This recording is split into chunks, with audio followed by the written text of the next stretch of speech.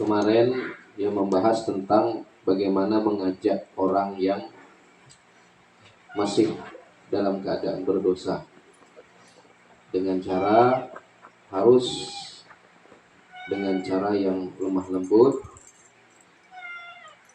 dan tidak bisa sekaligus langsung berubah, perlu ada proses. Nah, begitu. Kesimpulannya, ketika kita bertemu dengan orang yang masih dalam keadaan bermaksiat, maka kita harus mengedepankan pandangan kasih sayang. Kalau kita bertemu dengan orang yang ahli taat, orang yang mulia, ahli ibadah, maka kita kedepankan pandangan memuliakan atau menghormati. Itu perkataan Al-Habib Umar bin Habib. Lanjutkan. Bismillahirrahmanirrahim. Pada waktu Rasulullah Shallallahu Alaihi Wasallam, ini kisah Rasulullah. Di tengah-tengah sahabatnya, tiba-tiba datang seorang pemuda lalu berkata, apa kata pemuda itu? Wahai Rasul, berilah aku izin untuk berzina. Pemuda tadi berkata pada Rasulullah, ya, lagi di majelis kayak gini, dia berteriak, wahai Rasul, berilah aku izin untuk berzina. Ini pemuda baru tobat ceritanya, ya. Awalnya dulu dia seorang yang suka berzina. Pas ketika ingin berzina, tapi sudah tobat, ya. Kemudian dia meminta izin kepada Rasulullah SAW. Para sahabat di waktu itu berteriak. Sahabat berteriak, tetapi Rasulullah SAW yang telah mendapat bagian yang besar dari Ar-Rahman. Rasulullah itu sudah punya akhlak Ar-Rahman, ya. Beliau sudah mendapat bagian daripada akhlak Ar-Rahman itu. Lalu Rasulullah tadi berkata, apa kata Rasulullah? Mana orang yang minta izin untuk berzina? Mana orangnya? Nah, dicari oleh Rasulullah. Bawa ia ke sini, kata Rasulullah. Nah, di tengah majelis seperti ini, cari siapa tadi yang pengen berzina tadi, bawa sini, kata Rasulullah. Lalu si pemuda tadi mendekat.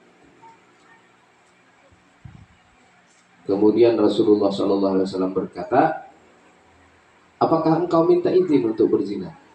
Rasulullah tadi membalik bertanya kepada pemuda tadi. Kemudian pemuda tadi menjawab, benar ya Rasulullah. Lalu Rasulullah SAW berkata lagi kepada pemuda tadi, wahai fulan, maukah engkau seandainya ibu engkau dizinahi oleh orang, atau anak perempuan engkau, atau saudara engkau yang perempuan, ya, mau tak? Maukah engkau seandainya dizinai orang itu? Adiknya perempuan, kakaknya perempuan, ibunya, atau anak perempuannya. Kata Rasulullah bilang begitu. Kemudian si pemuda itu menjawab, pasti aku tidak mau wahai Rasul. Lalu Rasulullah SAW berkata, wahai fulan, demikian juga orang lain tidak mau juga ibunya, anaknya, atau saudaranya engkau zinahi. Saudara perempuannya engkau zinahi tidak mau juga kalau orang begitu. Sama seperti engkau tak mau.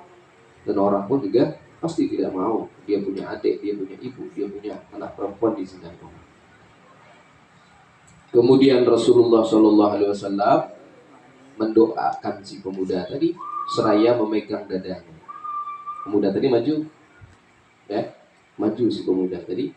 Kemudian Rasulullah memegang dadanya, kemudian mendoakan, ya, sambil mendoakan. Apa doa Rasulullah tersebut?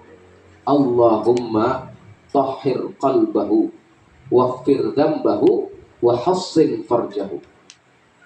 Nah, itu doa Rasulullah sambil memegang dada si pemuda tadi. Allahumma tahhir qalbahu waghfir dzambahu wa hassin farjahu. Artinya apa? Ya Allah, sucikan hatinya si pemuda ini. Ya Allah, kata Rasulullah, sucikan hati pemuda ini. Kemudian ampunilah dosa si pemuda ini. Kemudian peliharalah kemaluan si pemuda ini. Artinya jangan lagi dia berzina. Wahai ya Allah, pelihara dia. Nah, itu doa Rasulullah SAW. Akhirnya pemuda tadi berkata, tidak ada perbuatan yang sangat aku benci selain melakukan zina. Demikianlah cara Rasulullah SAW mendidik manusia supaya berzina. Itu cara Rasulullah ya. Langsung didoakan, langsung dipanggil, langsung diajak mikir. Si pemuda tadi diajak mikir. Coba kau pikirkan. Kau punya adik, punya ibu, begini, dizinai orang. Senang nggak? Nggak senang wahai Rasulullah. Kemudian Rasulullah memegang dadanya, seraya mendoakan. Apa doanya? Allahumma tahhir qalbahu, waghfir dzambahu, wa hassin farjahu. Setelah itu ini pemuda berjanji tidak akan lagi mau berzina kecuali kepada yang halal melalui pintu pernikahan. Nah itu Rasulullah itu begitu caranya ya. Itu karena Rasulullah sudah mendapat bagian akhlak ar-Rahman, penyayang ya, pengasih Rasulullah itu. Nah, mencermati hadis Rasulullah SAW di atas tadi, sebagian ulama berpendapat bahwa hadis itu memberi isyarah bahwa zina adalah penyakit keturunan.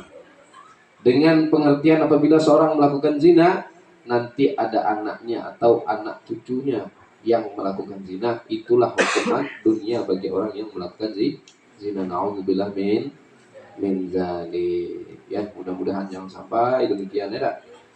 Dari pembicaraan di atas dapat disimpulkan kalau kita sudah memahami kandungan dari nama Ar-Rahman, kemudian kita praktekkan perilaku Ar-Rahman itu dalam kehidupan sehari-hari, seperti mengajak orang-orang yang fasik dan ahli maksiat dengan meniru cara yang diajarkan oleh Rasulullah SAW. Ya, orang-orang yang fasik dan ahli maksiat dengan meniru cara Rasulullah yang diajarkan Rasulullah bagaimana? Dengan lemah lembut, dengan kasih sayang. Apabila sudah demikian, maka kita telah mendapat bagian dari nama Allah Subhanahu wa taala Ar-Rahman ya, atau menjadi Abdurrahman yang artinya hamba Allah yang penyayang. Itu ya. Jadi kesimpulannya bahwa dengan memahami Ar-Rahman, dengan memahami nama Allah Ar-Rahman itu akan timbul keimanan kita kepada Allah yang bernama Ar-Rahman, yang Maha Penyayang. Simpulannya ya, dengan memahami, dengan meyakini bahwa Allah itu Ar-Rahman kepada kita nih. Coba perhatikan, dalam Asmaul Husna itu yang pertama nama Allah, yang kedua Ar-Rahman, yang ketiga Ar-Rahim. Setelah itu baru Malik. Nah, Malik ini itu menggambarkan tentang nama Allah yang punya wibawa, punya kekuasaan, punya kehebatan, punya keagungan. Tapi Allah mendahulukan sifat kasih sayangnya sebelum sifat yang keras, sifat yang penuh wibawa. Ya. Di dalam basmalah juga Bismillahirrahmanirrahim, dengan nama Allah yang Maha Pengasih lagi Maha Penyayang. Allah dahulukan kasih sayangnya sebelum kemurkaannya. Ya, kalau sudah Al-Malik, nah itu Allah yang Maharaja, Allah yang memegang kekuasaan, itu nomor 3. Ya, nah kenapa demikian? Ini isyarah bahwa Allah itu lebih besar kasih sayangnya daripada murkanya. Allah mendahulukan kasih sayangnya dibanding daripada murkanya. Maka dari itu, cobalah kita pahami, ya. Cobalah kita pahami kasih sayang Allah kepada kita itu berapa banyak sudah. Hanya kita ini tumpul, kadang kurang memahami, kurang merenungi. Nah, kurang kita merenungi kasih sayang Allah Subhanahu wa taala, sehingga kita banyak merutuk daripada bersyukur. Kalau kita memandang Allah itu Maha kasih sayang, Maha Ar-Rahman tadi, kita banyak bersyukur daripada merutuk, mengerutu bahasa Indonesianya, bahasa Bungkal merutuk. Ya. Nah, itu. Jadi Dengan demikian kita mudah-mudahan menjadi hamba Allah Subhanahu wa taala yang bersifat Abdurrahman atau hamba yang penyayang. Melihat orang yang bermaksiat, bukan kita benci kepada orangnya, bukan, kita benci dengan perbuatannya, kita benci dengan kelakuannya, kita benci dengan wataknya yang buruk tuh. Tapi dengan orangnya kita tidak benci. Maka kedepankan kasih sayang. Kita doakan. Tidak mampu kita, kalau kita negur dia, bukan tamparnya mantan preman, ya enggak? Dan preman gitu, bang, nggak usah kayak gitu bang, itu apa? Orang tak sabaran. Nah, jadi kita cukup mendoakan saja. Ya, doakan. Itu sekurang-kurangnya yang bisa kita lakukan. Jangan kita mendiamkan. Mentang-mentang Allah tadi maha kasih sayang, kita bersifat Abdurrahman, kemudian kita melihat maksiat, sudahlah, Allah tuh maha kasih sayang, aku pun juga. Tak ada sama sekali perbuatan kita. Kita cuma apa? Kita cuma sudah, biarlah, jangan. Tetap kita ada respon. Responnya bagaimana? Tak bisa kita cegah, tak bisa kita beri nasihat, tak bisa kita pakai tangan. Maka hendaklah dengan doa. Menolak dengan hati, aku tak suka dengan perbuatan itu, aku tak pengen dia terus begitu.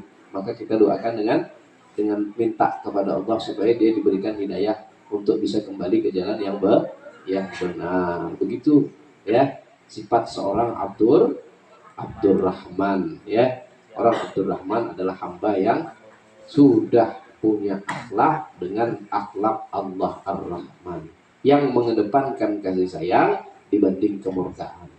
Ya, itulah. Dan Rasulullah SAW tadi ceritanya, beliau sudah mempraktekkan tadi di majelis tadi, ada orang yang suka berzina tadi, sudah mempraktekkan sifat Allah Subhanahu Wa Taala Ar-Rahman tadi, sudah berakhlak dengan akhlak Ar-Rahman, tidak caci maki Rasulullah. Padahal sahabat tadi tuh panas, sahabatnya tak ada adab orangnya, teriak sahabat tadi, tapi Rasulullah sudah mendapatkan sifat Ar-Rahman tadi, sehingga beliau doakan orang tadi ya, beliau ajak berpikir supaya orang tadi berubah, supaya orang tadi kembali ke jalan Allah Subhanahu wa taala.